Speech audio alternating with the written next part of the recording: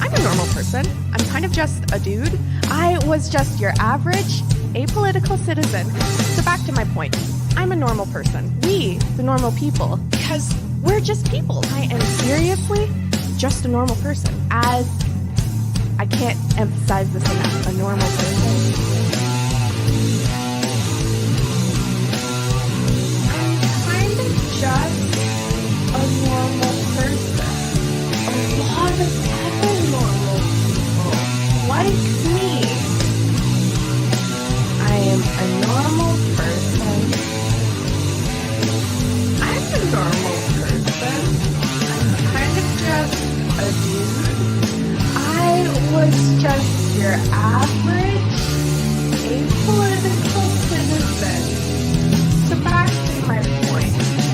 I'm a normal person.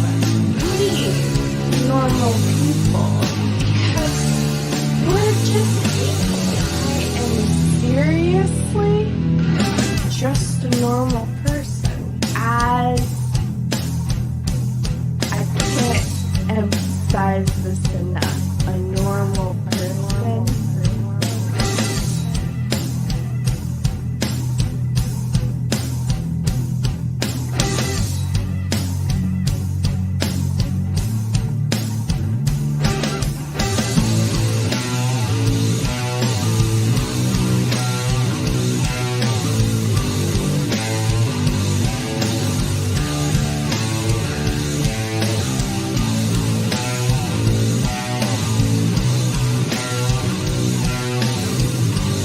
I don't know if it's far-fetched to ask, but Russian actor could be continuing to fuel things as this protest grows, but perhaps even instigating it from the outset. Although it may take several decades for the process of transformation to unfold, combat will likely take place in new dimensions, in space, cyberspace, and perhaps the world of microbes. Space itself will become a theater of war as nations gain access to space capabilities and come to rely on them. Further, the distinction between military and commercial space systems, combatants and non-combatants, will become blurred. Information systems will become an important focus of attack, particularly for U.S. enemies seeking to short-circuit sophisticated American forces, and advanced forms of biological warfare that can target specific genotypes may transform biological warfare from the realm of terror to a politically useful tool.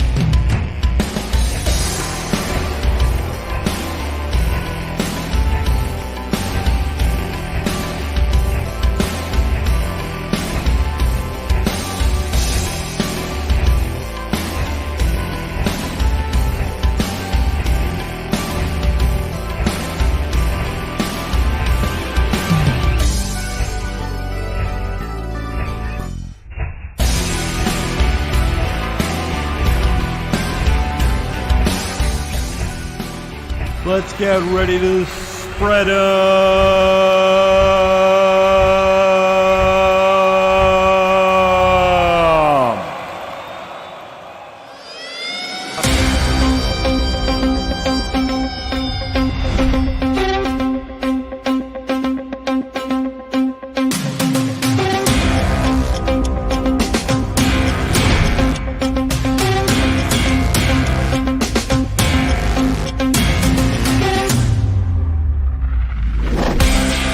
And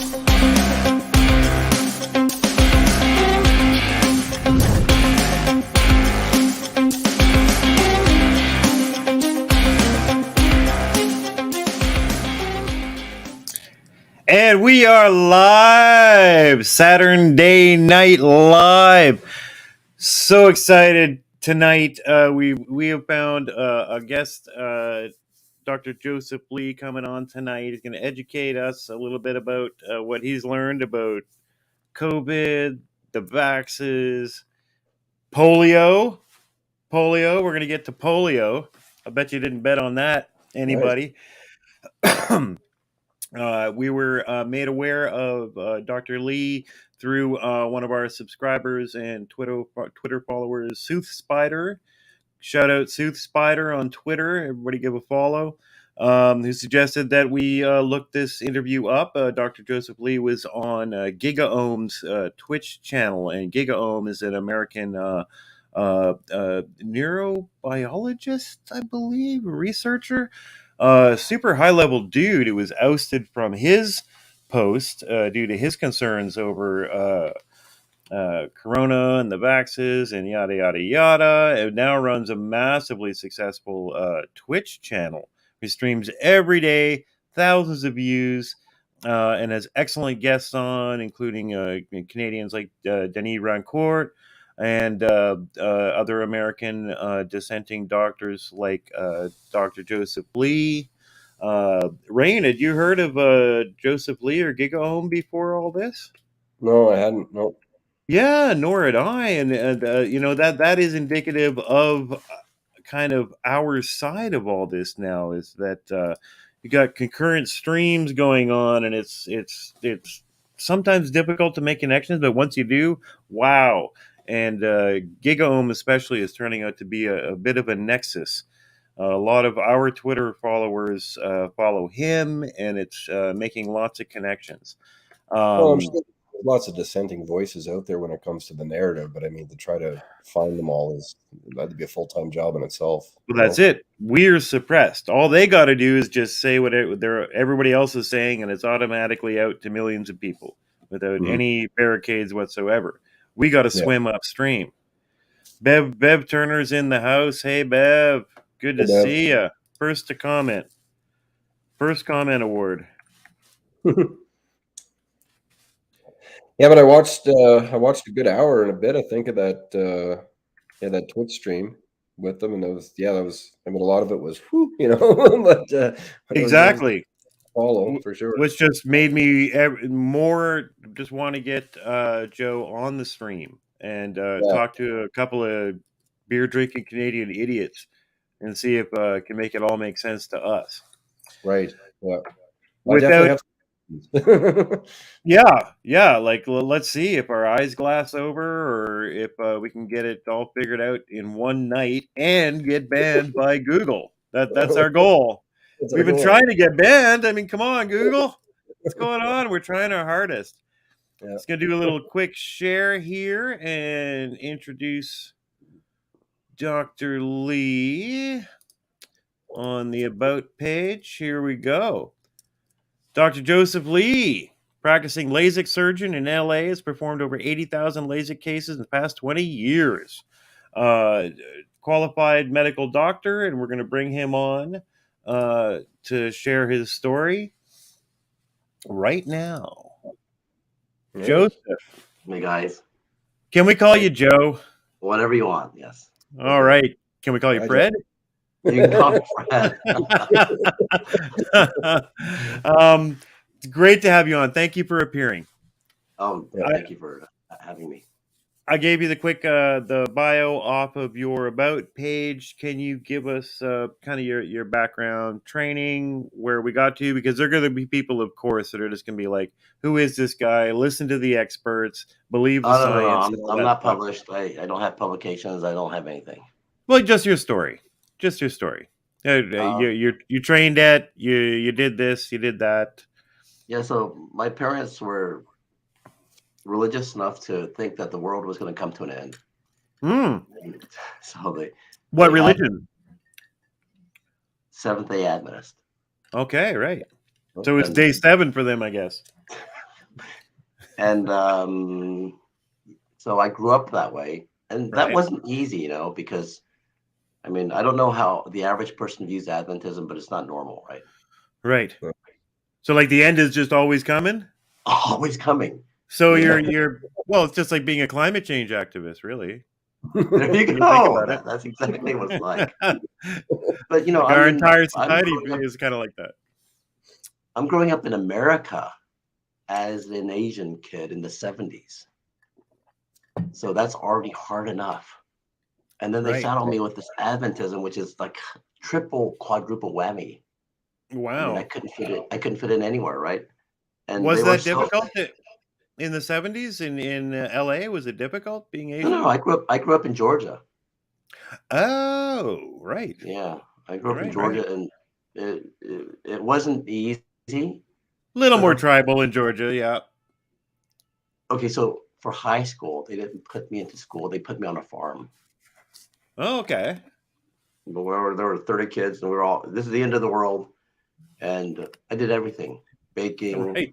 ran a little bakery, cannery, you name it. I drove Dodge tractors, like did everything. Cut trees like 20 inches in diameter down with a chainsaw when I was 14, 15. It's stupid stuff. So amazing, a path I had from no that to medical doctor. How does that happen? Well, so I had no education basically. Yeah. So when I was 17, I tried to get into college and I couldn't get into college because I didn't have a high school diploma. And I just somehow got through it and got into an Adventist college. I remember my first test, I did horrible. I took chemistry and I got a 72% on my chemistry test. And I remember walking into the professor's office and saying, can I retake this test? Of course, he's going to just look at me like, you're crazy. Turned around, didn't even say bye. I had to just leave the room, his office, in complete embarrassment. Oh, I said, wow. okay, I'll teach this guy. So basically, I studied my butt off. Probably studied 10 hours a day forever after that. Within a year, within a few months, I was sure I knew how to handle this. You just have to put in time. Yeah. If you put in time, you can do it. Yeah. So I put in a ton of time, and I did it. And the average person would say, "Oh, how much did you study for a test?" I'd say, "I studied 2 weeks for this test." They'd say they studied 2 days, right? But I was always in the top 3 because I studied super hard. Right. And so then, because of that background, I realized I could have easily been a mechanic. I could have easily been a truck driver. And I would have been a really good truck driver or a good mechanic. So I never gave a lot of credit to people who were academically successful. I just didn't give it to them.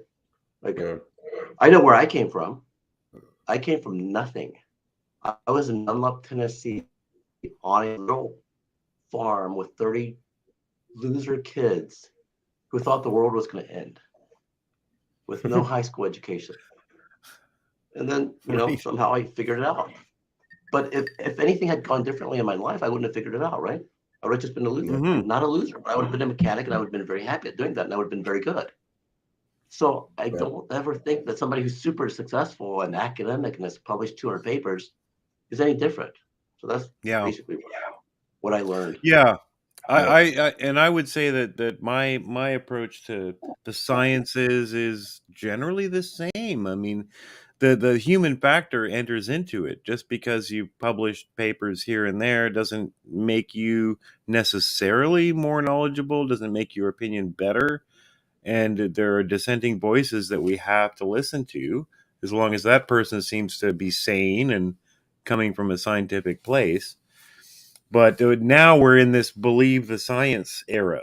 We're in this listen to the experts trademark era of the selective listening to people.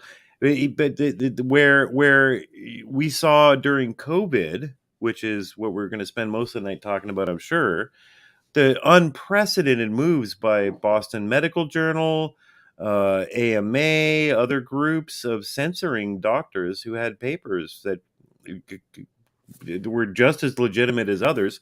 The papers that were published and then retracted simply because they didn't support the narrative, which backs up what you were just saying. Just because someone has got successful papers published doesn't mean they're right. There isn't that big of a difference between somebody who's published a lot and a mechanic who's really good at his job. Right. Okay, you've seen these parrots. I don't know what they're called, but there are certain parrots that can tell a really good joke. Yeah. They're really good at telling jokes. Right. And they can tell a joke better than I can. Right. But they've got a bird brain. Yeah, they don't know they're telling a joke. So a smooth delivery doesn't mean that much. So that's what I've learned in my life. People who actually deliver something really well, sometimes they're actually dumber. Because at the end of the day, it's common sense. If you want to save an 85-year-old, and bless their souls, and to save an 85-year-old, you're going to vaccinate a 6-month-old infant. Yeah. Can you not see the problem with that? And the fact that a couple of, like, I'm a musician, and so is Rain, and Rain's a heating and cooling gas spitter. I'm a chef. The fact that we could be at the very start of this, we could be like, what? Just sounds stupid. The fact that we can smell that a bit says a lot, right? Like the general medical things that you hear throughout your life, you're like, yeah, okay, that makes sense. But then COVID came along and none of it made sense. Well, Not because a lick of it. If it sounds stupid and you don't have to do it, you don't have to think about it again. Yeah. But if it sounds stupid and they want to give it to you and mandate it, then you have to think about it, right? Yeah. There's a lot of things that sound stupid. Yeah. And they really are stupid, but you don't have to think about it, right? That's right. That's right. Yeah. Yeah, exactly. I'm telling you, common sense trumps everything.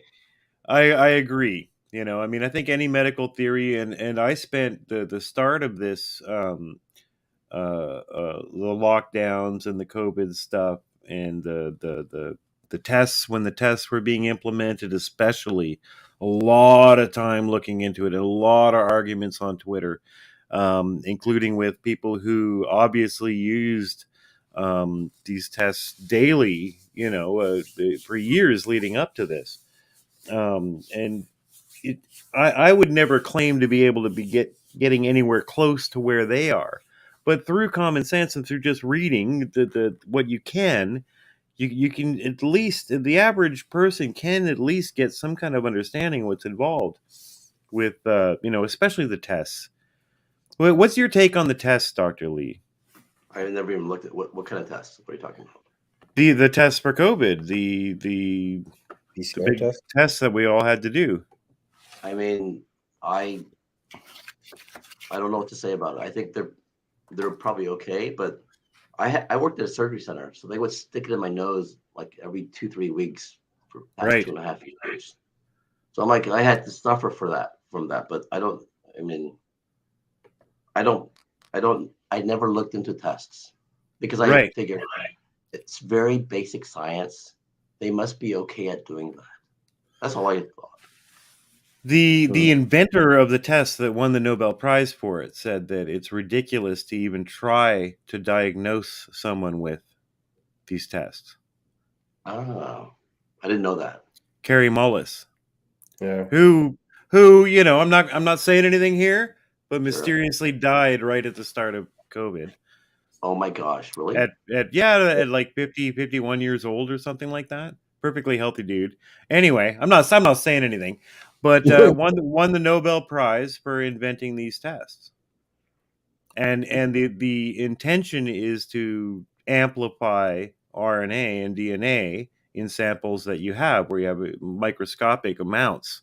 And, well, I guess everything's microscopic in that realm, but you have like exceedingly, rarefied amounts of this DNA and RNA. The reverse transcriptase test amplifies it, but I his. am so sorry. I never looked into the tests. I never even thought about it. Oh, that's cool. Yeah, and well, this brings Because home my point is that I did. I spent a significant amount of time trying to kind of educate myself on how it works. Now I can't. I didn't go to college for it. I'm not like GigaOM. I can't tell you exactly every step of how it works.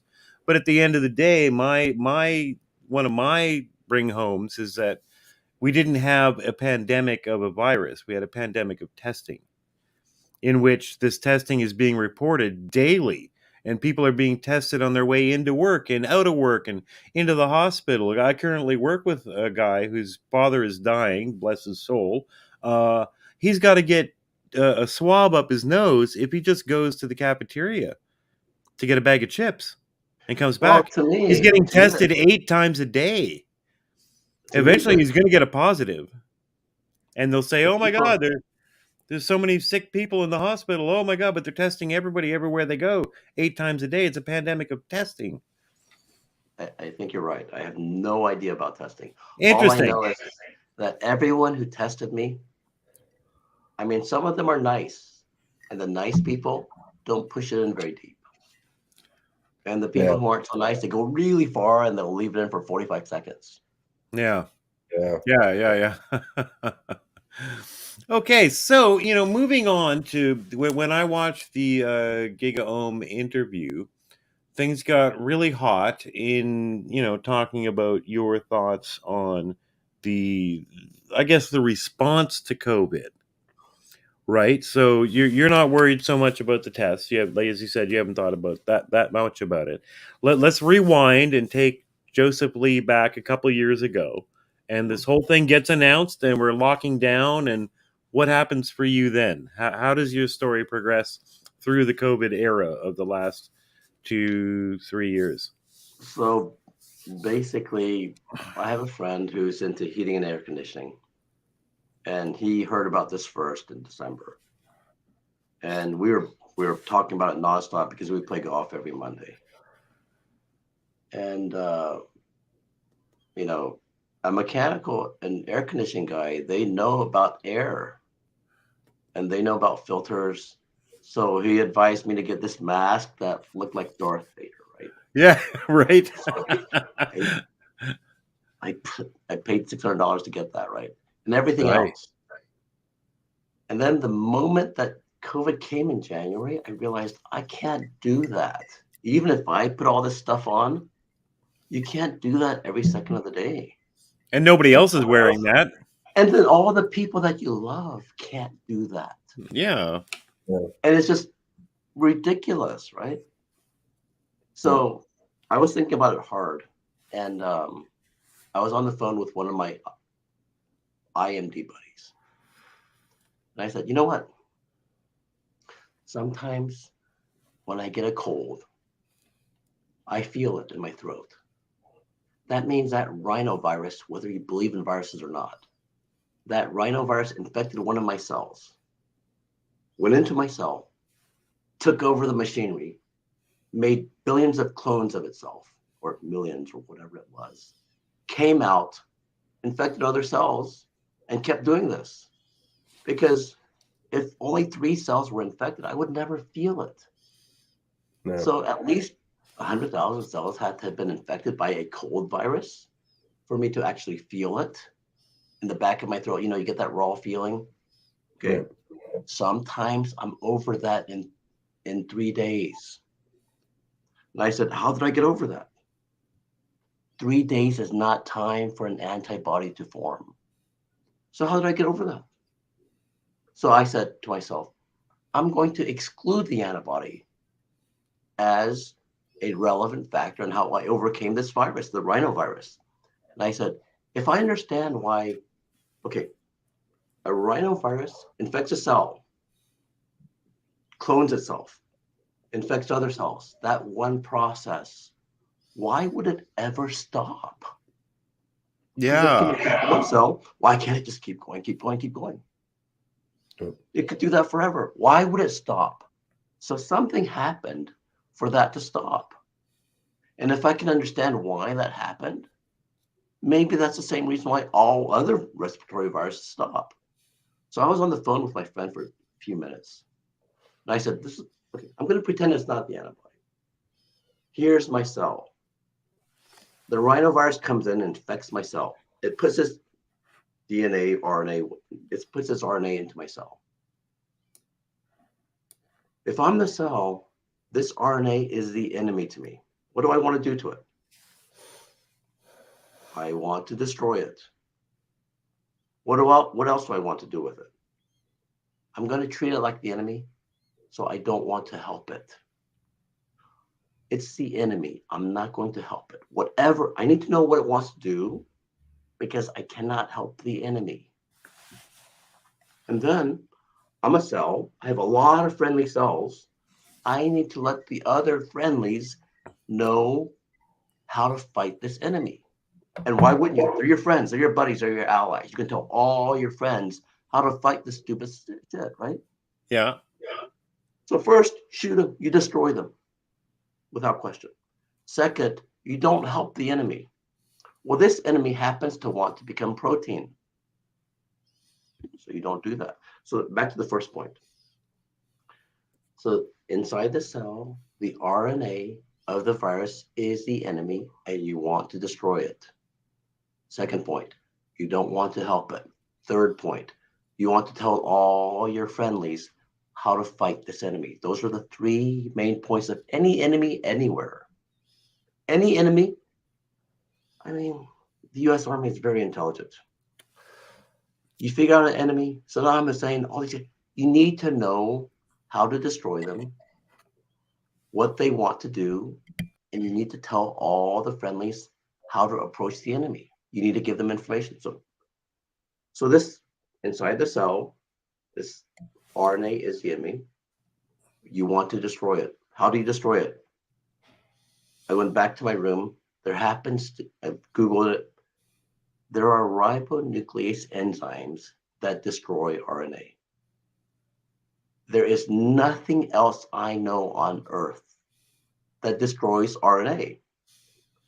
Now, this viral RNA inside our cells happens to be the enemy. You want to destroy it. So, Go ahead. this is what you were saying on GigaOhm's channel that I really wanted to dig into. So, the antibodies are what everyone holds up, and that's what the vaccines are supposed to stimulate and create. Your thesis is that the antibodies are not what we think they are. We actually want enzymatic attackers to actually eat up the RNA. Okay, this is what I say.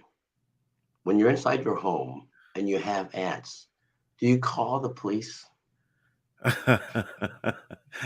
Right. Okay, if you're inside the cell and you have virus enemies inside your cell, do you call the antibodies? They don't come inside. They don't go inside cells. What's the point of calling them? In the standard theory, what do antibodies do? They look like badasses. What do they do in the theory? So we have an RNA that's trying to replicate itself, and the body sends out for antibodies that can identify. And then what does the antibody do? Does it just go in and eat them, or is it supposed to then send out enzymes, or how is it supposed to work?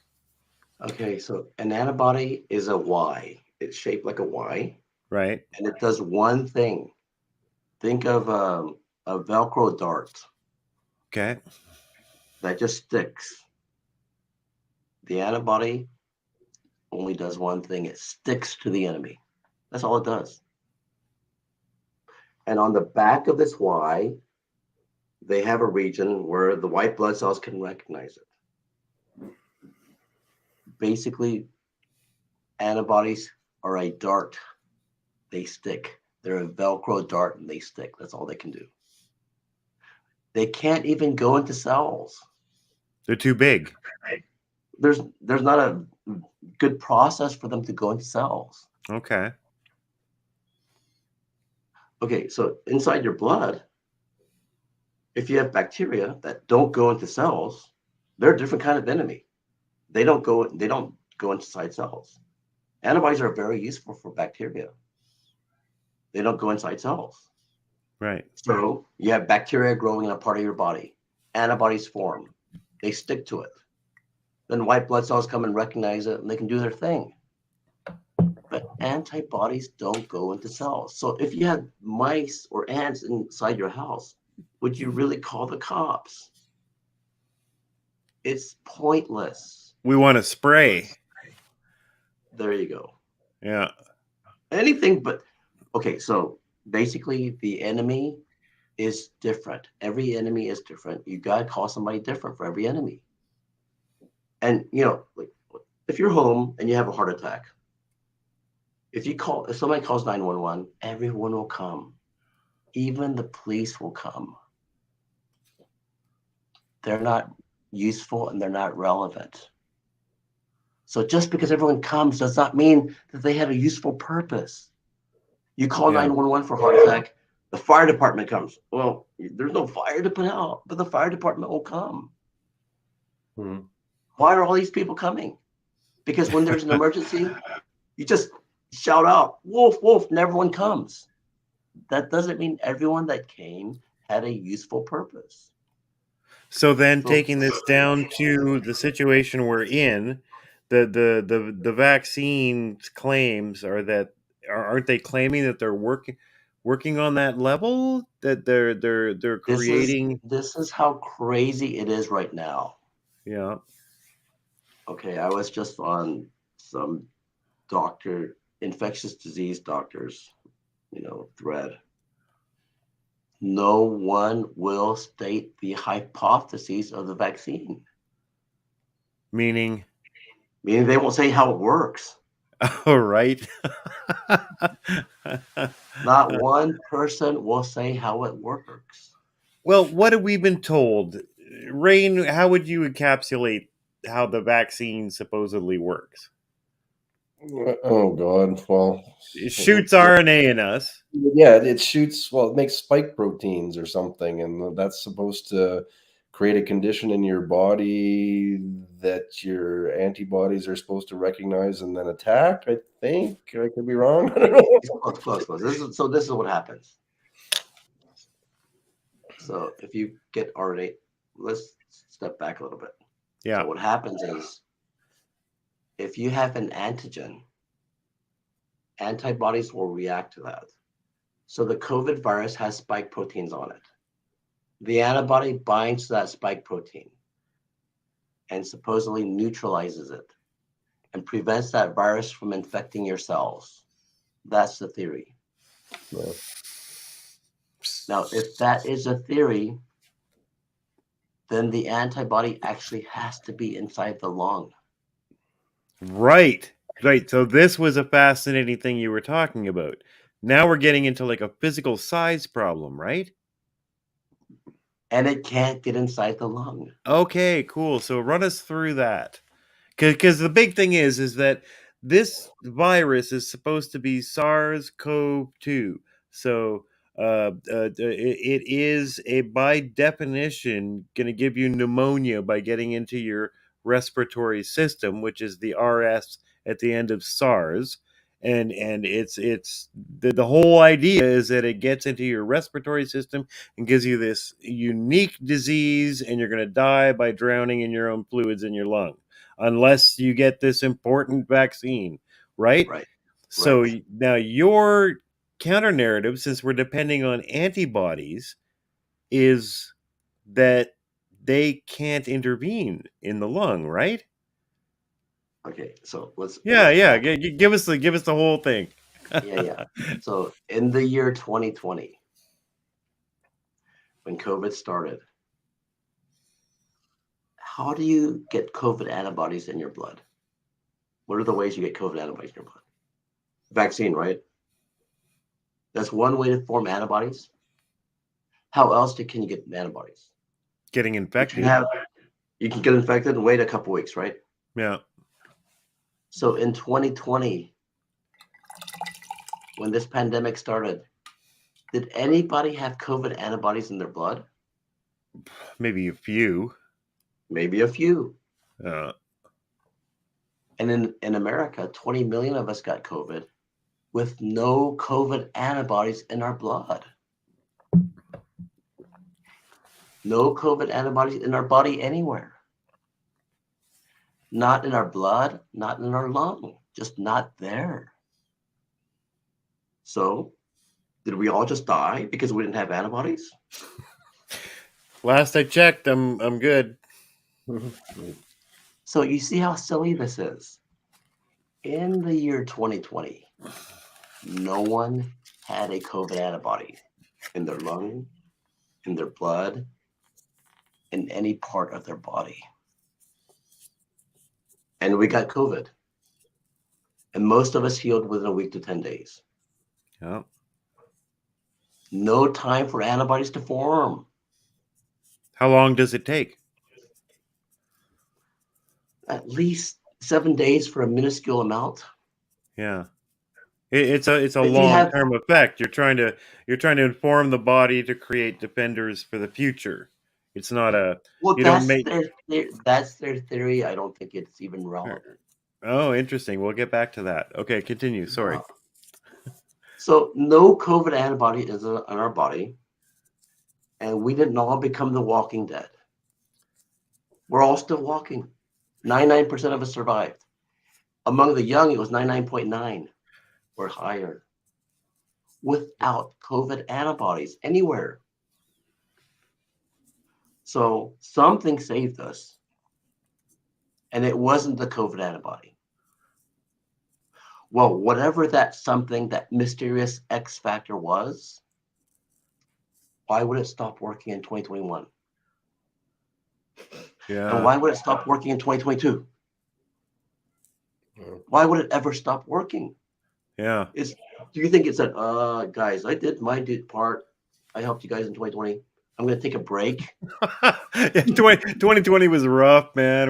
It was rough. I had a hard day. I'm going to sleep for a year. Yeah, we're gonna watch Netflix and maybe get a hooker or something. Yeah. Yeah. So you see the silliness of this. Yep. The COVID antibody had nothing to do. I have $1 million bet on Twitter. Ooh.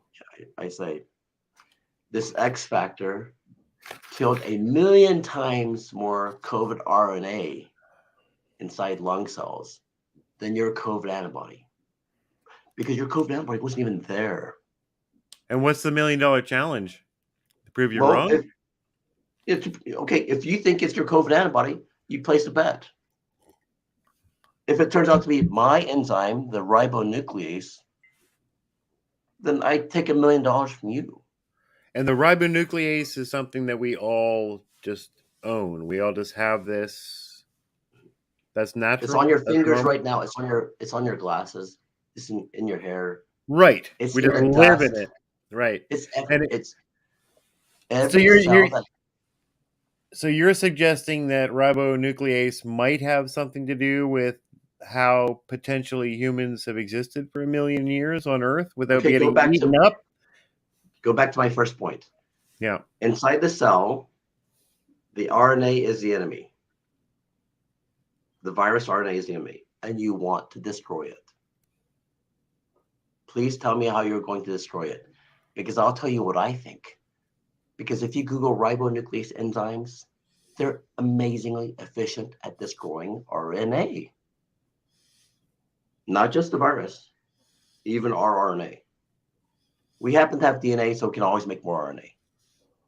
The virus doesn't have DNA. It can't make more RNA. Okay, so ribonuclease it could kill our own RNA, but because we are manufacturers of our own DNA, we're okay. We can always make more RNA. Yeah. RNA's cheap. We do it all the time. Yeah. Right. Amazing. So now what? So I remember from the stream that I watched, there was something you brought up about the antibodies in the lungs, and precludes them as being an effective RNA killer. There's 2 huge issues with thinking that the antibody did anything for us. One huge issue is it wasn't even there in the year 2020. Right. If you think if you think that the COVID antibody helped a single person in the year 2020, when it wasn't there, the COVID antibody needs to take a time machine and go back in time because that's Right.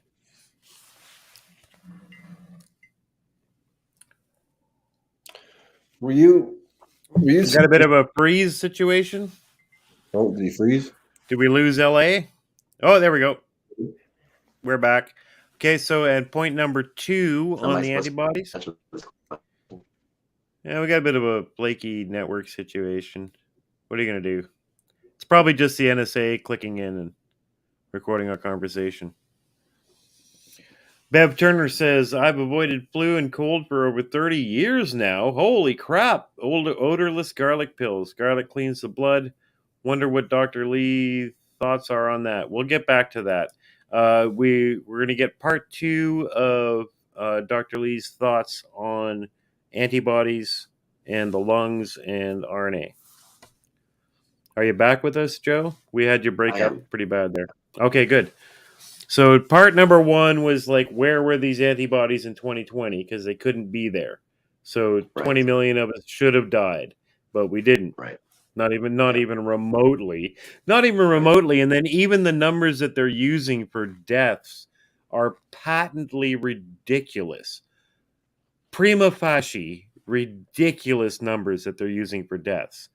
Just died in a car crash, got beheaded, but tested positive. It's a COVID death. So, I mean, there's a giant, recounting that needs to be done of these numbers. But even then, where were these antibodies? They couldn't be there. So why wasn't there just a sea of people? We have evidence of Spanish flu where there were actually people that were hired to go around. Right. We're having a bit of a thing, I guess. We're having a bit of a thing. Hopefully the stream's going out okay. For Spanish flu, people were paid to go house to house to see if they could bury bodies in people's gardens and backyards, where we didn't see any of that in 2020. I just missed 10 seconds, so I don't know what you said. Right. Okay. So I'm just saying that we didn't see the deaths. We didn't see anything remotely approaching the deaths. Spanish flu, you had people going door to door, knocking on people's doors that had gardens, saying, "Can we bury bodies in your garden?" That was a real pandemic. So we didn't have that. So where were the antibodies? They obviously didn't exist then. So that was your first point on antibodies. Second point, I think, is lung barrier. Sure. Okay, so this is the lung barrier issue. So our lungs are an air pocket inside our body. Our body is 70% water. If our lung can't stop water from going into it, we wouldn't be here. Our lungs are surrounded by what's called a blood-gas barrier, blood-lung barrier. This barrier is essentially waterproof and can stop tiny water molecules from going through. Water molecules are 18 daltons in size. A dalton just means proton, basically. Okay. So oxygen has 16 protons, hydrogen has 18 protons. A COVID antibody has 145,000 protons or daltons. Whoa. So it's 8,000 times heavier than a water molecule. So if you see a chain link fence and you can put ping pong balls through it, okay, so a basketball won't go through a chain link fence. Or a car. Or a car. Yeah. If a water molecule is a Diet Coke, a COVID antibody is the size of a car. Wow. It can't get through this lung barrier. So the antibodies cannot enter the lung to attack the disease, which is supposedly entirely, by definition, a respiratory syndrome. All I'm saying is inside this lung barrier, there's no dispute. These are the facts. Uh, The lung has a lung barrier. Inside the barrier are the lung cells being infected by COVID. Outside the lung is where the COVID antibodies are formed. In order to protect the lung cells inside this lung barrier, it has to get inside.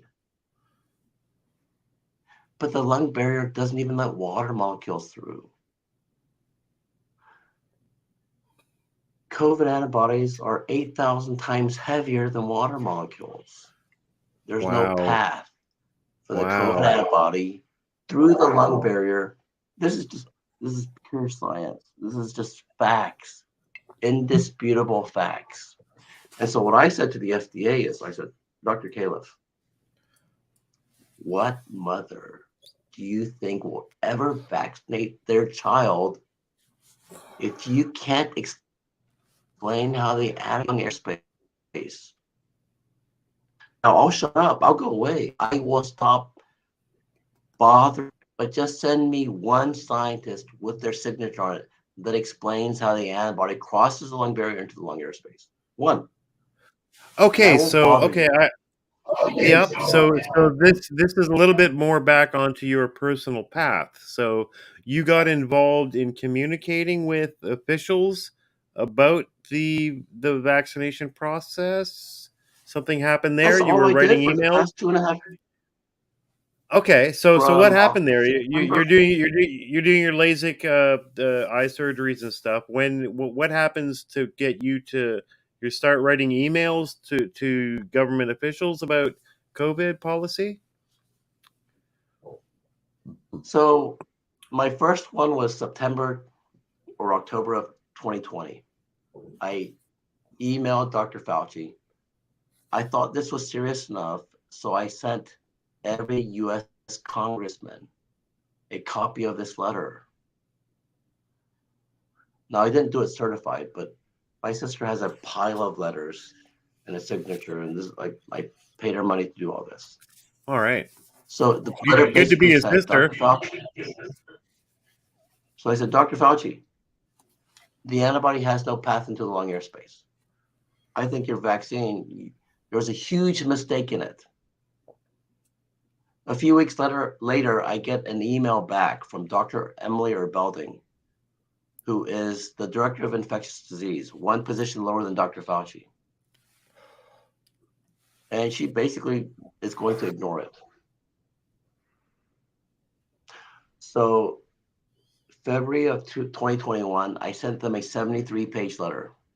73 pages. Yes. Okay. Because when they ignored that first letter, I said, these aren't good people. I need to make it so there is no out for them. So that it's just not, there's no area for confusion. So I spelled everything out in 73 pages. Every aspect of their vaccine in 73 pages. That is a document that will put Dr. Fauci in prison. One can hope. Now, the amazing thing is, no one wants to pick it up. Yeah.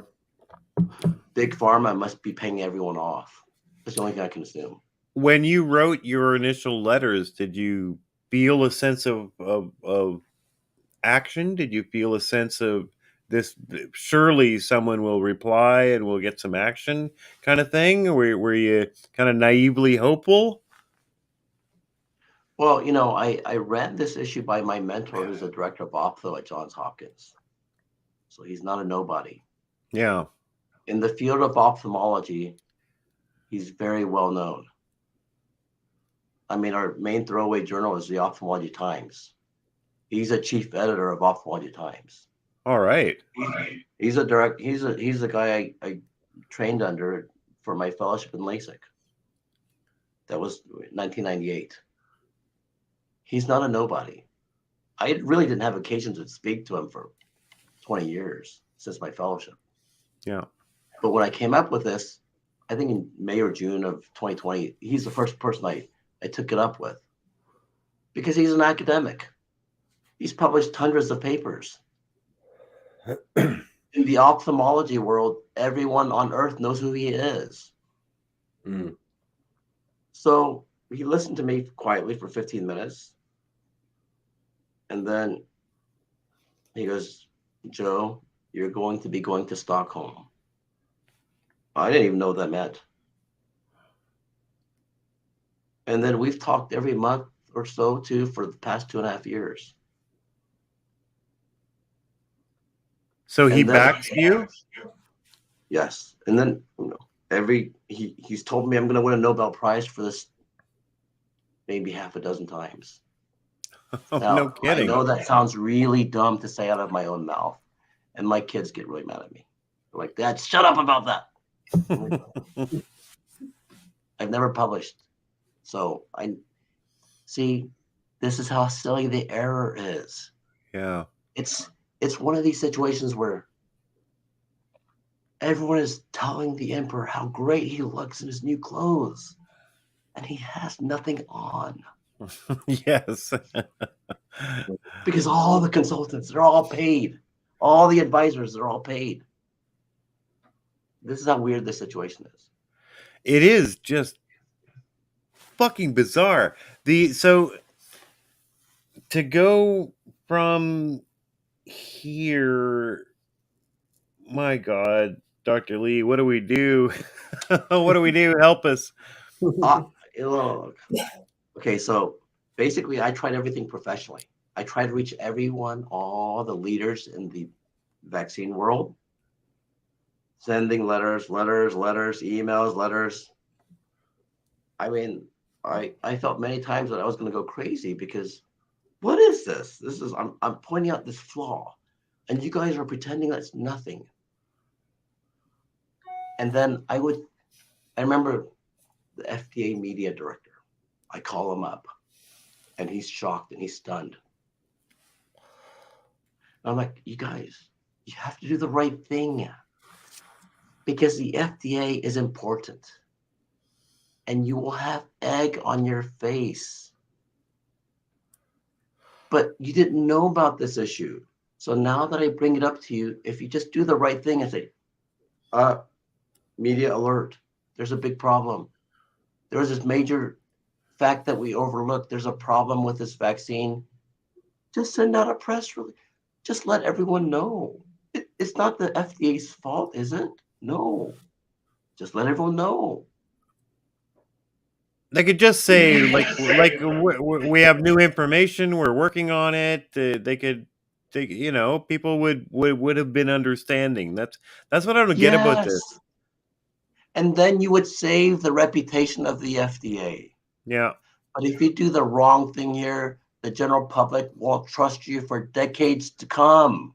As we had just previously pointed out, I can't remember if we were off stream or on stream. The reason, half the reason that we're here is living through the Iraq invasion, the lies about the weapons of mass destruction, and the obvious getting behind the government and the media and military establishment, media, and now mirrored now by media and the medical establishment, aligning completely behind a certain narrative, rejecting anything that falls outside of it towards something that demonstrably proves to be false, objectively false, completely wrong.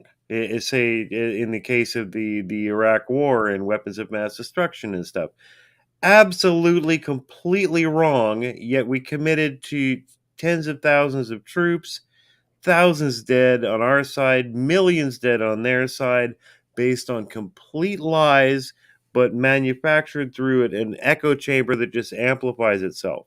And now we're doing it again on this medicinal front that is going to impact us all. Any thoughts on why you think this is happening, Dr. Lee? Why do you think that they're doing this? Can I take a 10-second break? Of course, by all means. We'll look at comments. Andy, good to see you, Andy. Andy and Bev in the stream. Stop giving it to children. My God. Don't even get me started. Think of the children. You can't possibly believe that they don't know this. Like they Yeah. have to. I They have to did. know it. They have to know it doesn't work and that it wouldn't work. One comes back to Chomsky's excellent observation that there's a certain level of ignorance that can only be developed by a quality university education. Right? So I mean, there's a tendency by the mainstream to say like you're an expert, you're university trained, you know everything. When in fact, being university trained and being an expert gives you the narrowest possible view of life that you could ever hope to achieve. And that there doesn't have to be malice on the part of these doctors and medical establishments. They can honestly just, they've stopped asking any questions, as I think Dr. Lee's shown very well tonight. They can believe they're doing the right thing and completely do the wrong thing. Right. You know? And now I'm gonna powder my nose. Rain and Dr. Lee, you can continue from here. Be back in 1 minute. Sure. Yeah, I was just saying the engineer there, like, do you think that these doctors and scientists like legitimately don't know that this doesn't work, or do you think they do know and they're just No. What I think happened, I've talked to enough CDC directors, FDA, NIH. What happens is the moment I call them up, they're very nice to me. Oh, Dr. Lee, you're an eye doctor, ophthalmologist. I hear you have some concerns. Right. And, it takes me a while to explain it to a layperson. But to a scientist, the error is immediately obvious. The moment I point it out, they're like, Right. they realize it. And in their mind, they're already calculating what's going to happen. Heads will roll, fall, and they want to get away from it. Their only interest is getting away from the issue. But I guess my question is, how did they miss this originally? Because to me, I think they would have known. Excellent point. Excellent. Well, this is what I think happened. The flu vaccine. This is what they modeled it after. They modeled the COVID vaccine after the flu vaccine. Same basic idea. You have a virus, you get a vaccine, the vaccine results in antibodies that neutralize the virus before the virus can infect lung cells. Same basic theory. So if they modeled this after the flu vaccine, and the flu vaccine has been around for decades and decades, they assumed it was vetted properly. So then, because if you're Trump and Fauci at the time of this pandemic, at the very beginning, therapeutics are really not an option, because a new drug that's designed, you have to study the toxicology effects for a long time. It can affect your kidneys or liver, and you don't know. You have to have animal model after animal model. So it's really not an option in the short term. A new therapeutic, it's not an option. Then you say, what else is similar to this that we can model this after? The flu vaccine. Oh, let's do that. Let's make a vaccine for it. And they did that with SARS too. So the immediate thought is that. And no one ever questioned the flu vaccine because, didn't work so well this year. You guys fucked up again. Well, why did you fuck? Well, it's not our fault, really. The strain changed on us. I got it. That's not even, I never even thought about it. Okay, the strain changed on them. They had a built-in excuse for why their flu vaccine didn't work so well. Mm-hmm. Because, before this happened, the average doctor, most of my friends, I'd say less than 1/4, 1/5 took the flu vaccine every year. Most of us didn't believe in it. Yeah. I never really believed in it. I've never had it either. I've never had it. So, so they modeled this after the flu vaccine. They didn't realize the flu vaccine was fatally flawed. But the flu vaccine had a built-in excuse. No one even thought about it. So Well, they for had an all the excuse reason reasons, that ties back to why well, a similar reason to why I never got the flu vaccine, because when they first came out with them in the 90s, at least that's when I remember them.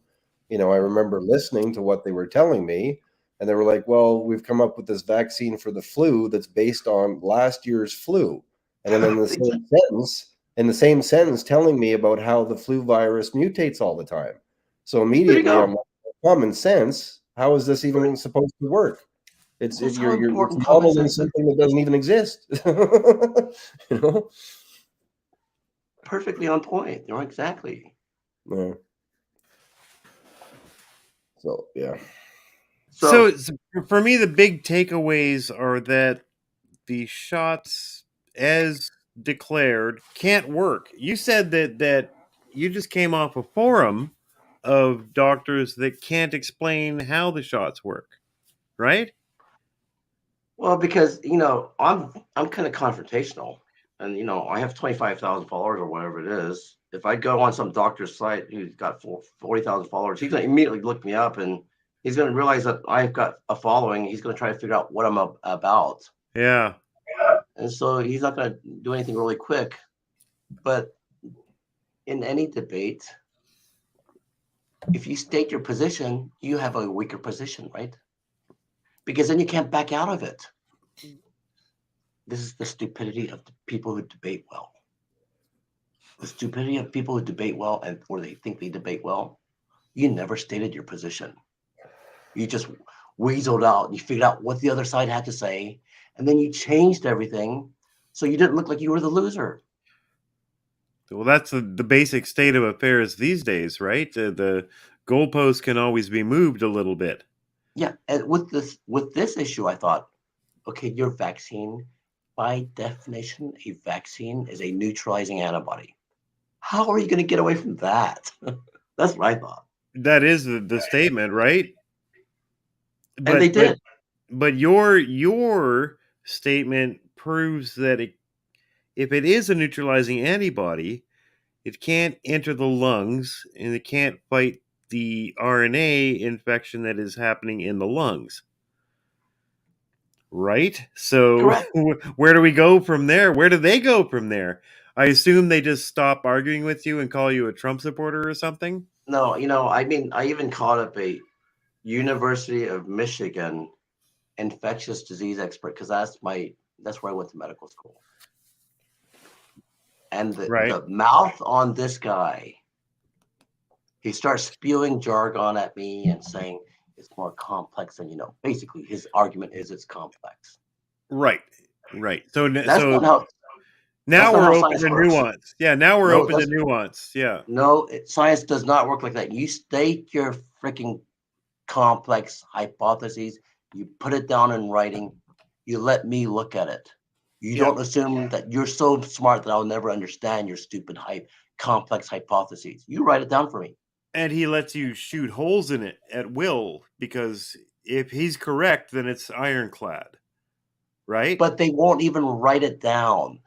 Right now, Right. you won't find a single person who will state what the hypothesis is for the vaccine. They just say this, it works.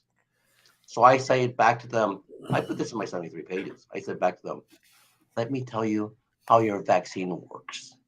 You think it works? Let me explain to you because you don't seem to know. So I'll tell you because we need a hypothesis because without a hypothesis of why it works, you can't test anything. So I said, look, you get the you get the COVID vaccine. This is what they did in their study. The COVID vaccine was given to 20,000 people. Only 10 people got COVID. In the control arm, the saline was injected in 20,000 people and 200 people got infected with COVID. Yeah. So I say, okay, you got a 95% success rate. And I'm not a conspiracy theorist.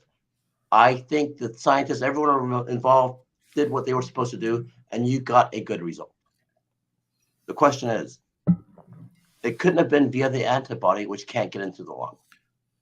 So I said, that's why when Dr. Emily Belding emailed me back, it took me a month and a half to write this letter back because I had to detail every aspect of this. I said, so you get the COVID vaccine. It worked.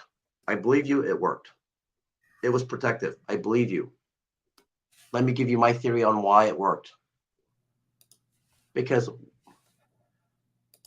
have you seen that movie Apocalypse Now? Oh yeah. What an amazing movie, right? I mean, one of the few movies I remember from college. Not a good movie to ever watch. Okay, you inject dead cell parts into your body. Do you think all the other cells will say, wow, what's going on? They're gonna freak the fuck out. So inside a cell, there's all these parts. Like, let's say our intestines are all over the place. It's not a normal situation. You're supposed to freak out. And that's what happens when you get a COVID vaccine. You're injecting mRNA. That's the inside. That's the innards of a cell. And all the other cells are freaking out. They think there's a war going on, Armageddon, and they're starting to pump out chemokines like crazy. Any review study on mRNA vaccines says the major side effect is the stimulation of chemokines. That means all the other cells freak out and they start shooting everything out they can. Interferon. Well, if you trick your body cells into producing interferon. Interferon is antiviral. Okay, you get a COVID vaccine, you have muscle aches because your body starts pumping out all sorts of chemokines. That's why you have the muscle aches. That's why you feel like crap. That side effect, if that is a reason why their vaccine worked, it's short-lived. Without question, interferon stops viruses from growing. If you trick your body into making interferon, which our cells can do, it's antiviral, and you will have protection for a few weeks. So the COVID vaccine, mRNA vaccine, you're shooting in innards of cell parts. All the other cells are freaking out and releasing all their chemokines, interferon, antiviral. That mRNA gets converted into COVID spike antigen. The cells freak out again. More chemokines that the body produces, more interferon. You get the booster. Again, the booster becomes antigen. 4 times you tricked your body into producing interferon. Of course, it's going to be antiviral. I said, what you should have done is compare the COVID vaccine to the flu vaccine, but 4 shots. To be fair, give that control group 4 flu vaccines, 1 every month, and you'll have protection. Yeah. So if it works for their hypotheses that I stated, it's not a vaccine, it's a medicine. Well, I mean that's always been my position since day one, and no one's moved me on that. That this is an injection of some kind of. Under no definition can this be called a vaccine. Under which you and I and Rain and probably everybody in chat was raised learning what the word vaccine even means. This doesn't have anything to do with that.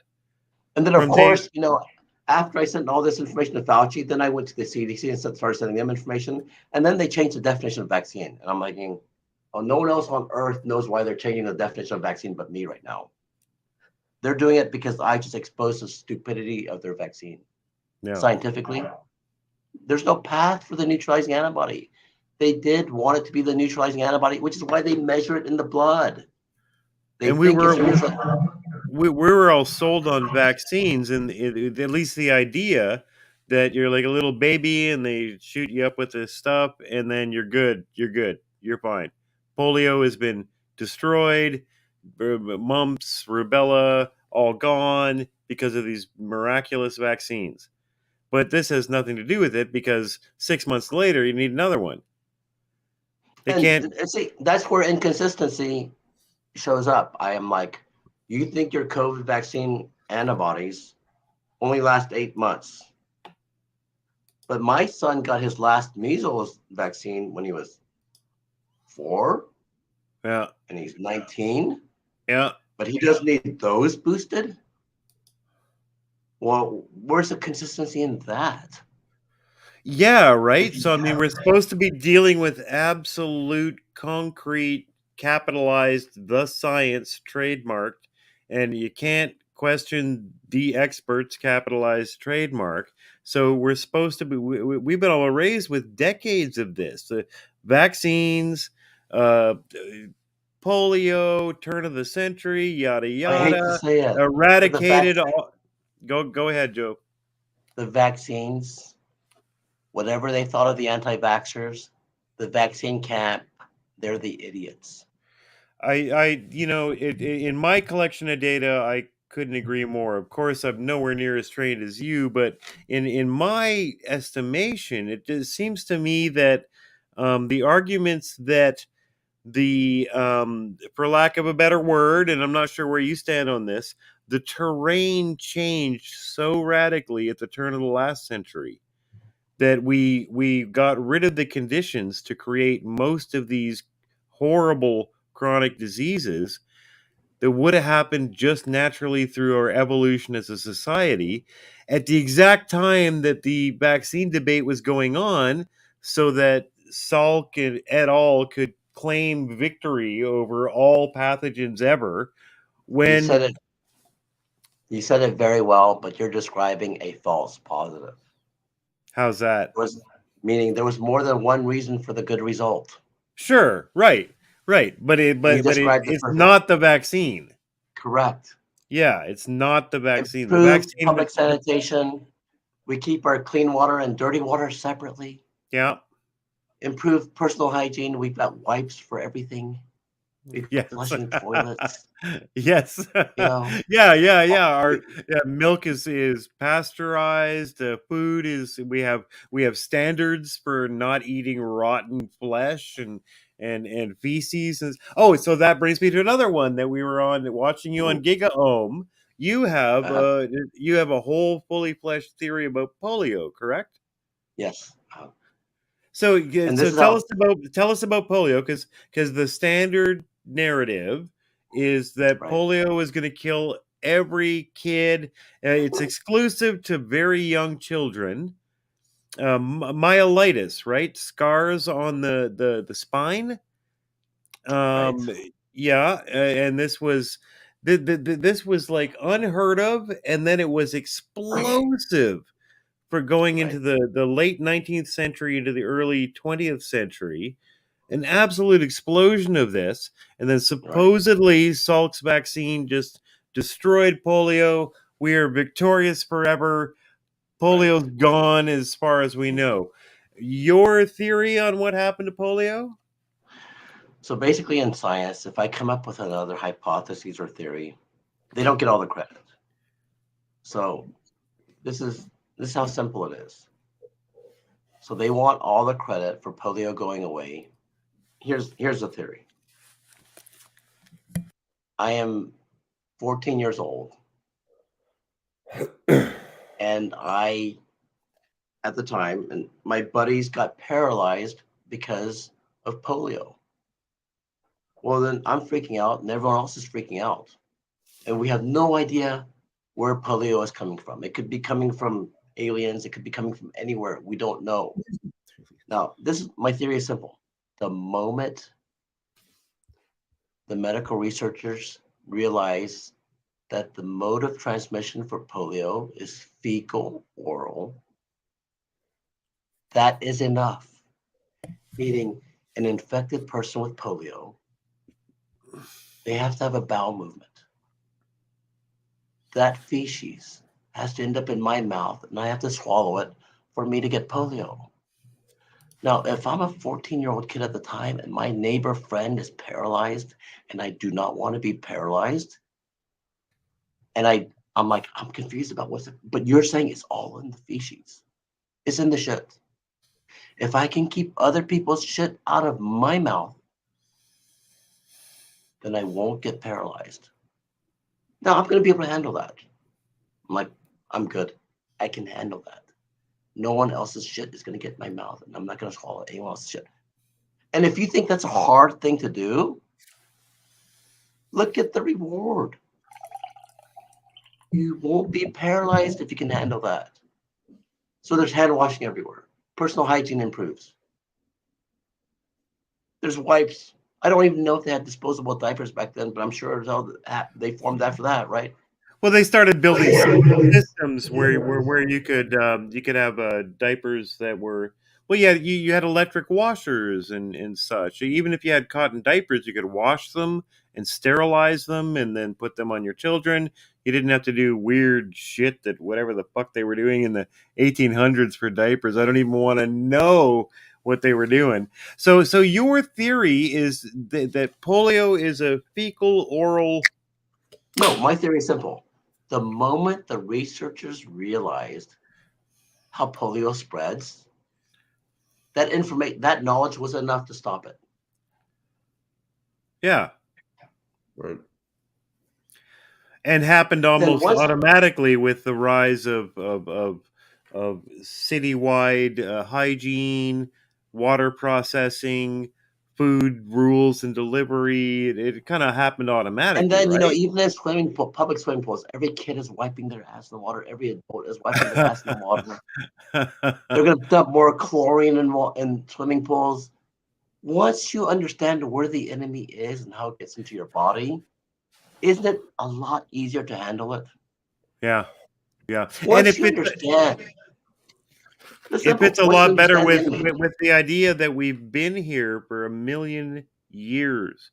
That the idea that the Earth is somehow, it's like outer space and it's so hostile to us. There's this entire just layers of spheres of viruses and bacteria that just can't wait to kill us unless we have the latest pill from Pfizer. Is ridiculous. We made it this far. We're actually in harmony with the Earth. If we live out of harmony with it, say we build like 17th, 18th century London and cram people on top of each other living in poverty, then guess what? You get polio, you get horrible diseases, you get terrible quality of life. But the million years before that, we just lived. We evolved with the bugs, we evolved with the atmosphere, we evolved with the planet, and the planet's perfectly happy to have us here. But the narrative now is that we're all going to fucking die unless we buy the latest remdesivir or mRNA shot from these transhumanists that will save us from being horrible, weak, dirty humans that don't deserve to even be here. I'm a complete believer in evolutionary biology. So I know that the way we got here, we had pain and suffering in every generation. And I understand what they're trying to do right now. But whatever you think that Big Pharma is trying to do to relieve our pain and suffering right now, whatever you think they're doing, look, the bleeding heart liberals, they have a point. How can you watch the suffering? The way I always turn it around on them, I say, I'm a bleeding heart liberal too. But for 10 generations down. So whatever you think you're doing right now, if you think you're causing less pain, you're going to increase it later. So please be a bleeding heart liberal, but for humanity. Yes. Ongoing. Well, this is a recurring theme on our channel when Rain and I are trying to go over what the hell happened over the last 10, 12, 14 years. We're a couple of musicians. We're just like, hey, everybody, just have fun. Let your freak flag fly. Who cares? Like, yay, freedom of speech, anti-war, just like let's work together towards a greater community. But now we're Nazis because we're not this crazy. When I was growing up, I would idolize like Noam Chomsky and Neil Young for their anti-war stance, for their freedom of speech stance. Now those two guys are like, Neil Young pulls his music from Spotify because Joe Rogan that wants to use the ivermectin, and Your hero's gone. is gone, and the liberals are they pull their support from anyone who doesn't want war with Russia. Like, what the hell mirror universe have I walked into? And complete unquestioning support for, say, Pfizer, who's a company that's paid out the biggest criminal fine in history for lying to the people who bought their drugs. But the modern left supports them unquestioningly to even ask these questions. You know, I know, Ray knows. Right now, we're having this conversation, and we're in threat of having our channel pulled down because we're even asking these questions. What happened to the left? As I was saying, as you were saying, Rain and I are traditional liberals. It's just like, really, we don't want to force any kind of weird Christian ancient ideology on anybody. We want to be happy and peaceful. Right. But it's I kind of have bizarre. a theory. I have a theory on that, and it's not fully fleshed out. But obviously, I was a Democrat too. I'm an immigrant, and I was educated, but I started noticing an issue that anything you said different, they would make fun of you, my friends. Yeah. Like they would make fun of you for anything you said that was slightly off message. Yeah. So gradually, I realized what was happening. The Democrats, they have to have, they have, by definition, everyone who's not your typical American gets pulled into the Democrat Party. All the people who are really different get pulled into the Democrat Party. They've got more difference within the party than the Republicans by far. Their range for every quality you want to assess, they've got more of a range. That means they have a lot more voices. That means they're all going to fight. That means if they do that, they will never get anything done. They won't be able to vote in their party. So then they come up with a centralized message. And they keep everyone that new that comes in, they're like, this is our message. No new voices. This is our message. Because when you have so many differences, you have to have a unified message. Without that, what happens? Your party falls apart. So then all the different people that come in, if they don't want this to have this stick to their one main message, they kick them out. And of course, they don't want to be kicked out. So they start to learn to be the Borg. Yes, it's we, the Democrats.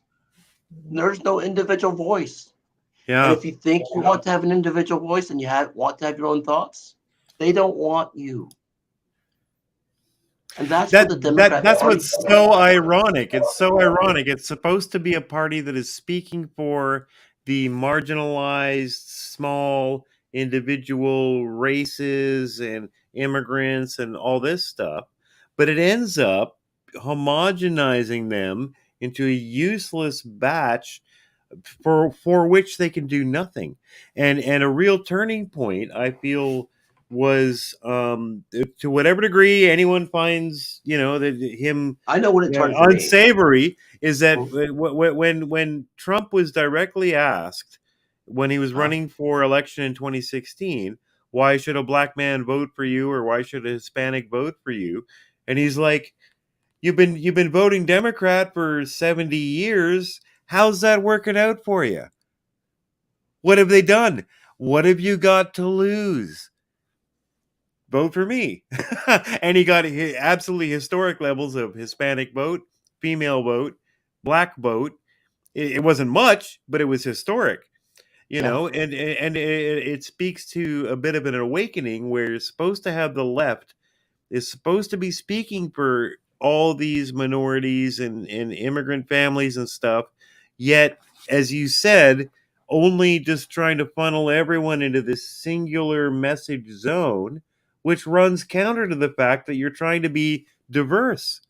It doesn't work out. You can't have it work out. So, and then they place so much emphasis on words because now they have this message, right? So words became so critical. If you said something a little different, it was like a crime. That's why the pronouns and all that, it fits now. Words are critical. What about actions? Trump was a man of action. No, words are everything. Wrong word, and you've committed a felony. Well, actions to me are infinitely more important than words. And in science, if you can't discuss things freely, you don't get to the truth. Well, But exactly. they had this basic idea that words were everything. And, you know, on Twitter for a while, I was cussing up a storm. Because the point I'm making is, if I'm cussing up a storm and I'm in your face and I'm mad, I'm fuck, shit, piss, dumb fuck. Okay, but you're injecting shit into babies. Compare. Whatever I say has to be 0.1% as bad as what you're doing. Just wild. I went through the process of, at the time when the vaccines were rolling out, I guess later when they were talking about giving it to babies and pregnant women and stuff. My Mrs. Engineer at the time, she had a sister-in-law pregnant with a new one, and she couldn't line up fast enough to get the shot. And I pleaded with her to tell her just how can they didn't even test it. They didn't even test it with pregnant women, and they've allowed it. And what are you doing? You have no idea what you're doing. It's mass hypnosis. Remember Jonestown? We all thought, how could they drink that? Yeah. And then I actually watched one of these documentaries on it. I'm like thinking, oh, wow. That guy was clever. He was, and he was very connected too. But you know, I mean, very connected. I mean, all the people around me that got it and really believe in it, it was, to me, it was like they were hypnotized. Yeah. Mass hypnosis.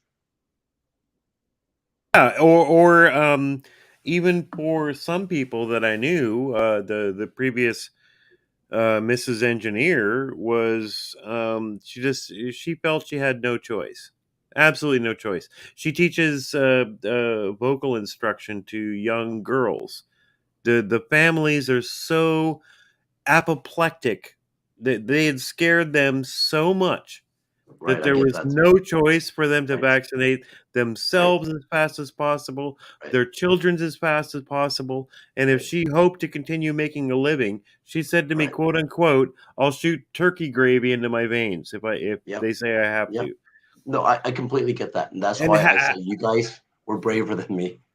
No one can really fire me. I'm my own boss, right? Yeah, good for you, man. Yeah. Well, I'm in the same position. I'm my own boss, so so am I. But I and know lots. The nurses who lost their jobs, I felt for them. Wow. Oh my God. Yeah. Oh, and now you see these headlines coming out.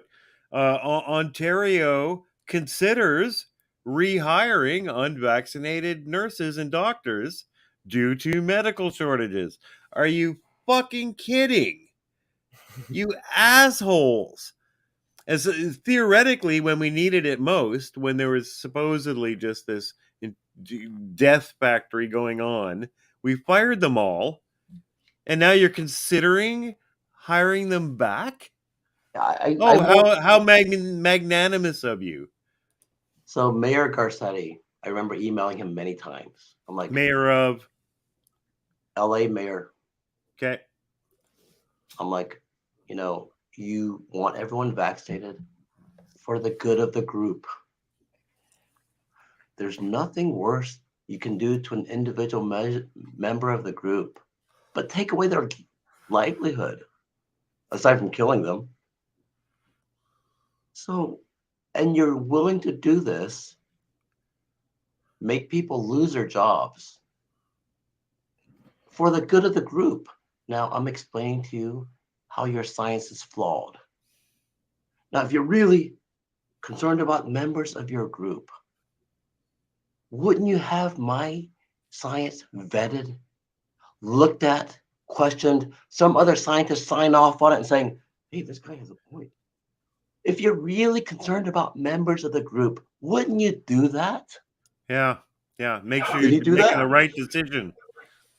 especially when the errors are so dramatic, and I point them Yes. out to you in email after email. Are you really concerned about members of your group? I, I, I don't think so anymore. I think they just want to fire them so they can replace them with Democrats. That's what I think. What other option did you leave me but to think that? Agreed. Agreed. And by Democrats, we're Canadian and we have European watchers. By Democrats, you mean people that are just buying into this generally kind The of left. Yeah. Marxist, leftist, Yeah. neo-Marxist, neoliberal kind of bullshit. That's the only acceptable viewpoint possible, which somehow just always leads to more totalitarianism. No matter It is what, it just temporary. Yeah. always leads to totalitarianism. Everything is an existential threat, and the government needs to take control of this right now and tell you what to do because you're all going to die of whatever climate change, COVID, just you name it, Russia, whatever the fuck. You need to just listen to the experts, quote unquote. Listen to your government; they will take care of you. And if everything gets bad, they'll give you a universal basic income. Everything's fine. Don't ask any questions. Somehow, no matter what happens on Earth, it all leads towards that more control. When all as you mentioned before, and the two of us would reformed liberals from back in the day. We don't really ascribe to any of this stuff, not really concerned with forcing others to take our views, just let us have our views. Leave us alone. It's so simple. Yeah. Anyways, my It's 2.5 year journey, I lost complete faith in the Democrats. yeah. I don't,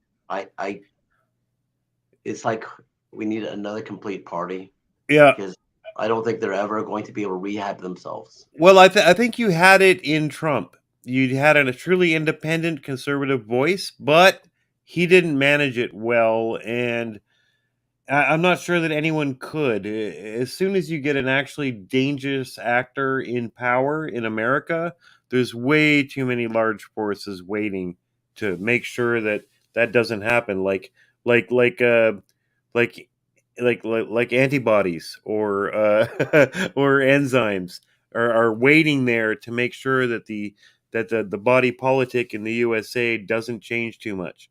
So you get a wild I mean, actor like Trump, then all the antibodies come locking into it and make sure that it doesn't change too much. And that I think it was your last chance. And now we'll see.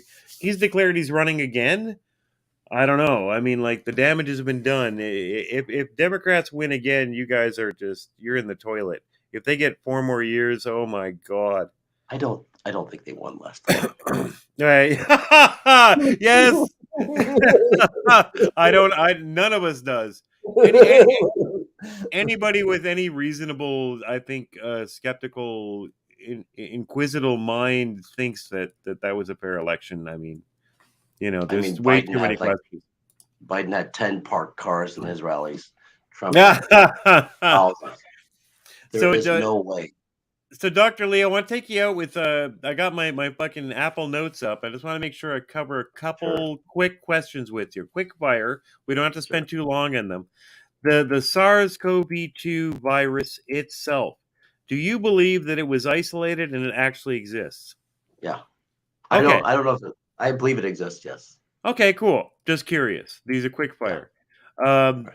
The idea of targeted viruses. So the fact that are you aware of out of Germany, Rainer Fulmeck, a lawyer in Germany, ran a committee called the Corona Investigative Committee, No. and um, they had a doctor on from India, and he spoke of seeing waves of patients of COVID right at the start of it, and every couple of weeks it would shift.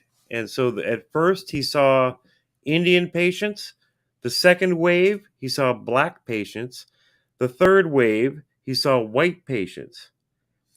How do you feel that this could potentially be a race targeted potential engineered virus? Any thoughts on that? Zero chance. Do you just think that's just wild stupidity? Yeah. Okay, Completely. cool. Yeah, we chat, so I'll send you a link to where that Sure. doctor gets interviewed, and Yeah. he's not a moron. It is an edge case. It not many people have heard of this, but I'll send you the Mhm. link just so maybe you Sure. can watch it. I mean, Yeah, I mean, if somebody can actually make that happen, yeah. they can run a multi-billion-dollar business. Well, in that 5 minute countdown to our video, I include the Project for a New American Century document that was written before 9/11 that said the future is multi-planar warfare, including the world of microbes, including viruses that are targeted to genotypes. And it makes you think twice about such things. I don't. That's cool. That's cool, man. I'm quick firing you, right? I'm just doing shooting quick Absolutely. fires out. I don't Yeah. necessarily believe this. Rain doesn't necessarily believe this. You don't have to believe it. We're just shooting shit at you. Quick. Yeah, I'm just gonna Before we go. expose the obvious silliness of certain ideas, right? That's right. Yeah. If you can do that, Yeah. then there's so many other things you can do in life really, really well. Right. So You're gonna be able to you predict the stock market really good, and you're just gonna take stock options and make it grow like a billion times every time. right. There's so many things you can do if you can do Right. that. Or maybe like So target. if anyone who wants to do that, if anyone thinks they can do that, I want to see the plan in front before it happens, and I want to Right. see it executed, and I want to see it exactly happen. Because Right. after the fact, you can always spin it. Right. You can- So After the fact is when you find patterns emerge, and you can always say there was a meaning to it. No, patterns will always emerge after the fact. yes, good point. Very good point. So that's how you can be like we can If you're correlate. predictive, it's one thing. If you're Yeah. finding a pattern in history, Yeah. Yeah. I'm Yeah. less impressed with you. Yeah, like the article, the headline I saw the other day was the unvaccinated are more likely to be involved in traffic accidents. Right? Correlation, causation, the classic See, problem. this brings up an interesting point. The unvaccinated were much more likely in America to be Republican, and Yes, of course. Republicans were generally older, and Yeah. older generally had a higher risk of death with COVID. So when they found that unvaccinated were more likely to die, it was because they were more likely to be older, because they were more likely to be Republican. And it had Yeah. nothing to do with anything else but age, Of not their course. vaccine status. Yes, But of course, papers never figured all this out. But that whole season, that whole kind of summer was into the fall was wild for me on social media. Oh my god. Okay, they went relentless with headlines of conservative radio host dies of COVID. Yeah, I saw Anti-vaxxer dies of COVID. And I'm on Flipboard and Twitter seeing these things and the replies underneath from the vaccine supporters are some of the most hate-filled, bigoted, disgusting things I've ever seen in my life. Like this is like say it's a radio host. It's a man that's died, and they're just like, yeah, good, and hopefully, all the rest of them are next. And like, this is someone who just died for whatever reason. No honor, no consideration, no nothing. Just yeah, and then hopefully all of the rest of the anti-vaxxers are next. Let's put them in concentration camps. Like you see what the end goal of this is. This push. So what I learned from this is humans, we haven't changed from 10,000 years ago. No, human nature. They were idiots back then, and they're idiots now. And human nature is human nature. If you can grab control by being mean or angry or whatever, you'll do it. Human nature is human nature. And this is lost on the left. The left don't understand human nature. You know what I mean, Rain? This is how crazy it is right now. My governor passed a bill into law that says if I speak misinformation to my patients, I can be punished by the California Medical Board. So Yeah, before he passed that bill, I sent him a 17-page letter. I said, here's a list of a few hundred questions. These questions are not illegal for me right now. After you pass your bill into law, please tell me which of these will be illegal. wow, yeah. You know, is this the stupidity of the left is beyond. It is. It is. It's wild. They walked right into doomsday, and I'll bet you 10 to 1 they won't answer that. They won't say like this Of course they question didn't. is They can't. wrong or yeah. In They'll fairness, just go it ahead. wasn't. In fairness, though, it wasn't just the left that instituted these draconian laws and stuff when it came to COVID. The right wing was doing it as well. Well, the right wing was happy to take advertising dollars from Pfizer. The right wing is happy to play along as long as it's profitable and not controversial, for sure. But right now, where we're at the crossroads right now, I think you can fairly draw kind of general lines where the left are absolutely pro-war, pro-vaccine, pro everything that you see in most headlines. But don't you think that's weird how the left became pro-war? Yes. Yeah. Like I was just saying, Neil Young's like, don't you dare attack, my thoughts on Ukraine. Like, let's send more money to Ukraine to fight more war and kill more humans, when the guy was like the leading anti-Vietnam War guy years ago. But now he wants more imperialism, and he wants more money for Big Pharma. It's just absolutely bonkers. and they get to now after COVID, they get to visibly in our community, they get to put a mask on and display, I am with Neil Young. I am with all the correct doctors. I listen to my government and I obey. Just I go through my walk to work takes me through one of Ottawa's intense tourist districts, the Rideau Center Mall. And even now, 6-8 months after the official declaration of the end of any kind of pandemic whatsoever, 1 in 10, 1 in 8, fully wearing masks. And I think they'll do so till the day they die. They've been so scared, and they mopped up every word. And you know that with their wearing of the mask, that they are secretly hating you. And when they get their chance again, they will support any measure against you. Any measure. Because I've been through the comment sections of Flipboard and Twitter.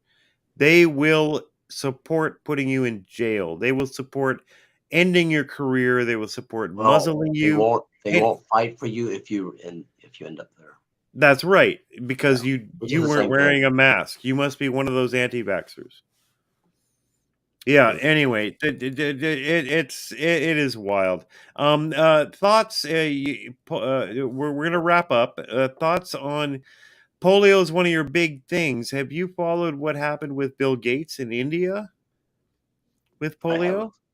Have you heard of the theory that while we declare that polio is gone, theory only took me like half an hour to come up with, and that's okay. That's okay. That while we declare polio is gone, that all they did was rename it. Have you heard really? this? Yeah, I'll do a little quick share here. Let me find the screen. I got this set up beforehand. There we go. Yeah, Harvard University. Most of us have heard of Harvard, I think. Where is it? Replacement polio. There we go.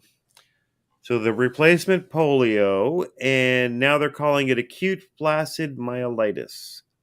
Ooh. And in fact, it looks like pretty much polio never went away.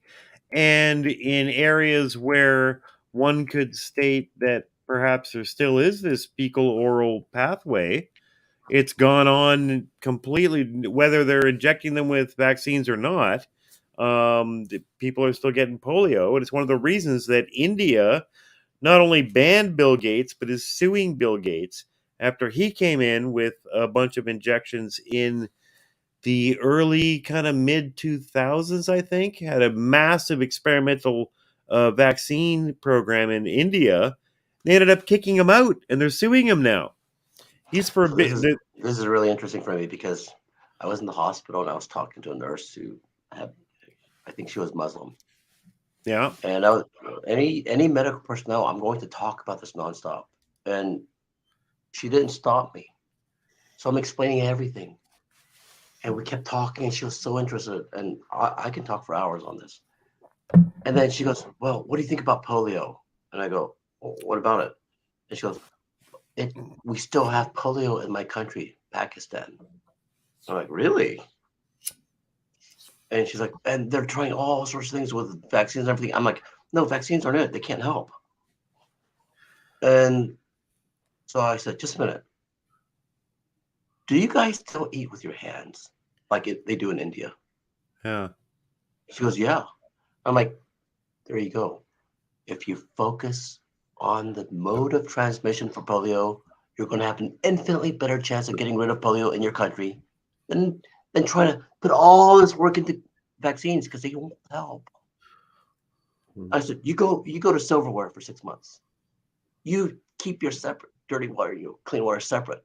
You work on your sanitation, public sanitation, and you'll get rid of polio. Wow. And she was so happy to listen to me and hear me. I'm sure she's going to make a big fuss, right? See, when you know where the enemy is and how to fight it, and if you think the way you're fighting it is helping, you're going to concentrate on that. It's not helping. It's not the vaccines. It's understanding the mode of transmission. Right. And here's the thing. The because it's going to give you a false sense of security. It has whatever money they dumped into vaccines, stop it all, put it into public sanitation, put it into awareness of where polio comes from. It comes from shit.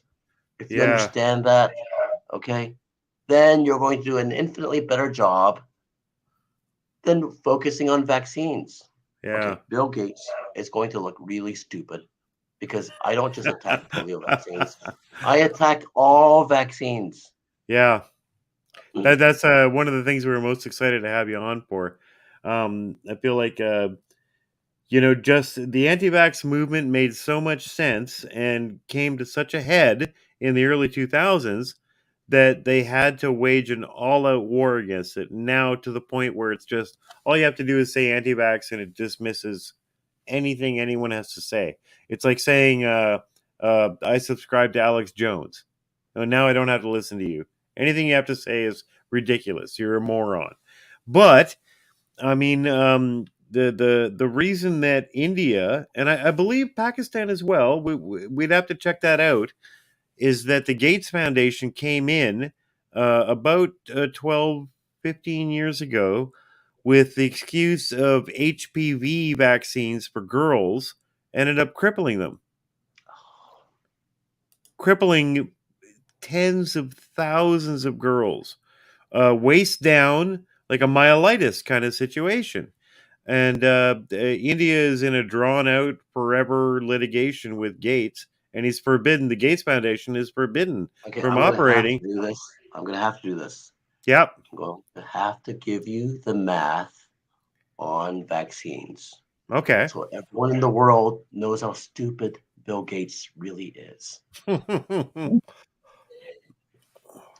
If you have 100 particles coming into my mouth as the inoculation dose, let's give their antibodies a 95% kill rate. That means 5 viruses escape their antibodies and infected cells. Each virus that goes into a cell makes between 1,000 to 50,000 copies of itself. So I started with 100. 5 escaped their antibodies. Each one infected a cell.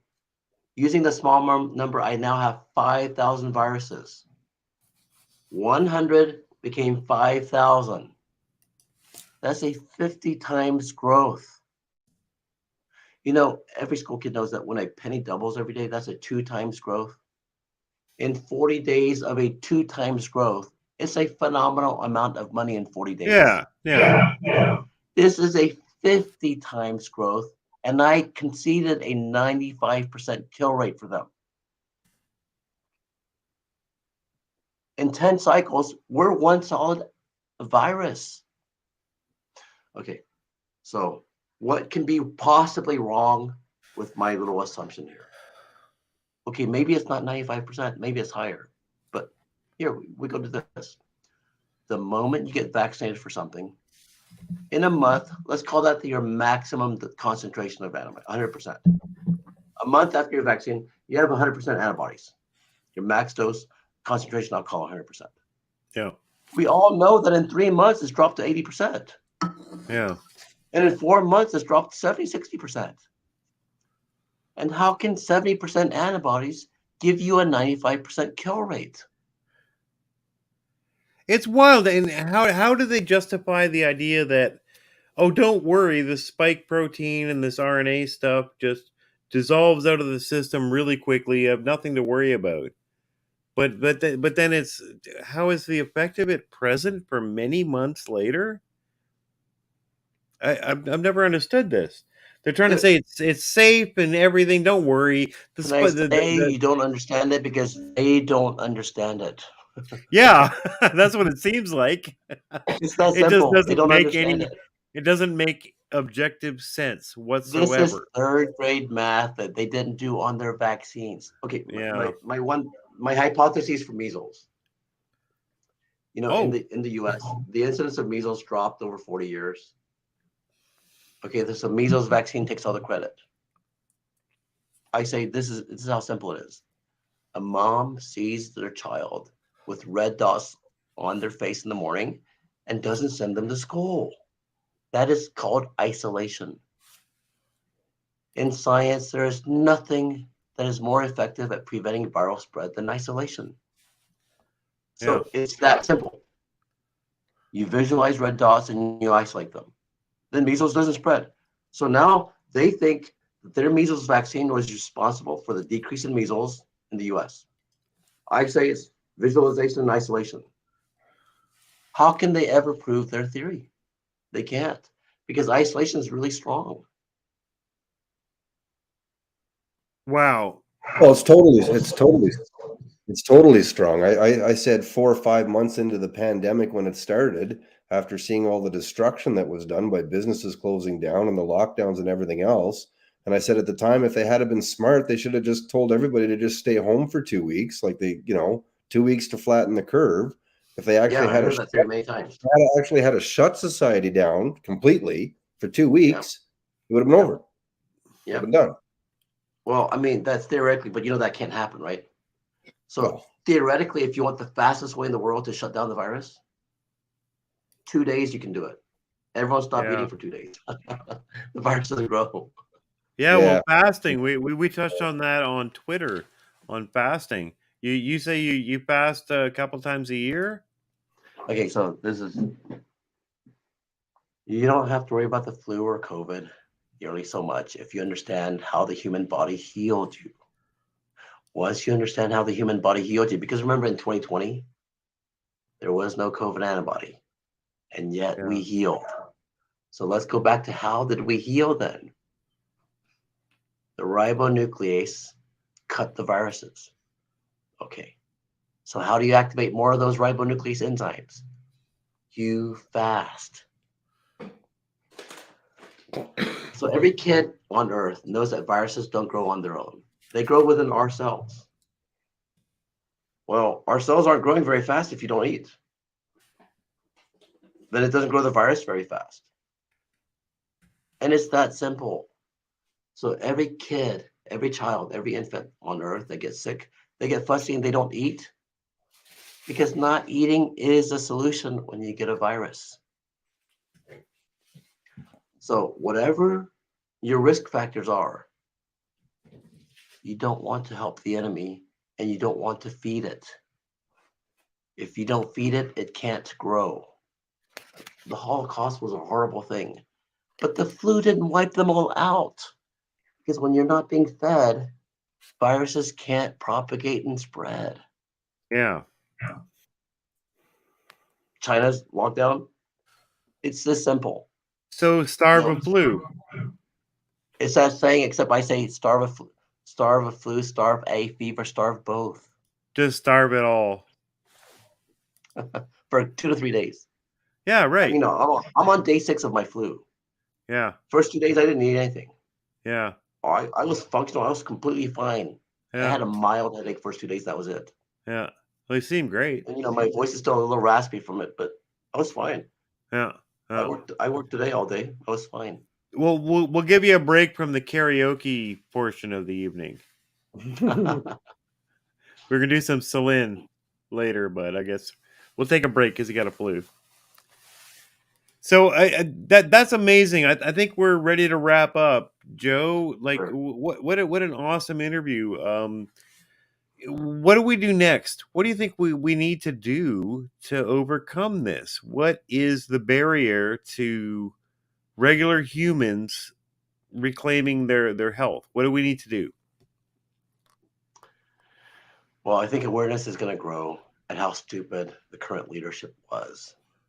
And Like as awareness stupid, like dumb, like what the fuck? Like we're like 2 years later and we're just like, what the fuck did you just I try? can tell you what Fauci, Yeah. he got all this information from me September, October of 2020, and then February 2021.